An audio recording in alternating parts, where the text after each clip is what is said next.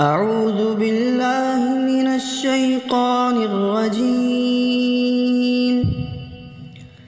بسم الله الرحمن الرحيم. إذا زلزلت الأرض زلزالها وأخرجت الأرض أثقالها وقال الإنسان ما لها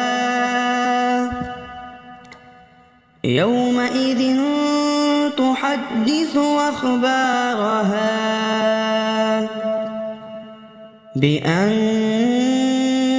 ربك أوحى لها يومئذ يصدر الناس أشتاتا ليروا أعمالهم فمن يعمل مثقال ذرة خيرا يره ومن يعمل مثقال ذرة شرا يره